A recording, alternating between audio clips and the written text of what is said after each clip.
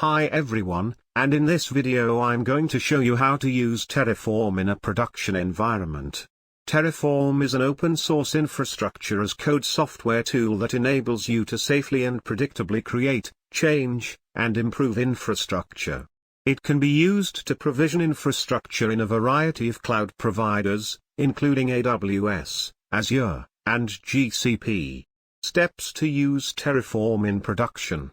When using Terraform in a production environment, there are a few things you need to keep in mind. 1. Security. Terraform state files contain sensitive information, such as API keys and passwords. It is important to store these files securely, and to only grant access to authorized users.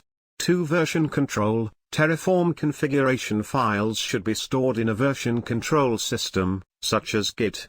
This will allow you to track changes to your infrastructure over time, and to easily roll back changes if necessary. 3. Continuous integration and continuous delivery (CCD). Terraform can be integrated with CCD tools to automate the deployment of infrastructure changes. This can help to ensure that changes are deployed in a consistent and reliable way. Let's talk about Terraform Lifecycle.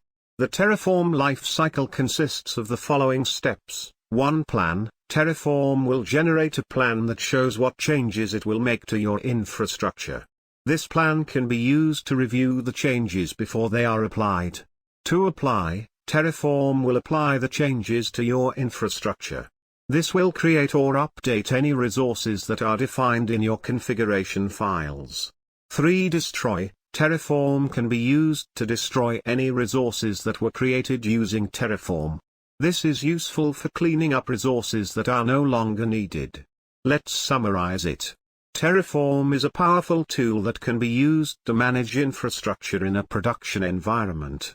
By following the best practices outlined in this video, you can help to ensure that your infrastructure is secure, reliable, and easy to manage. Thanks for watching. I hope you found this video helpful. If you have any questions, please leave a comment below.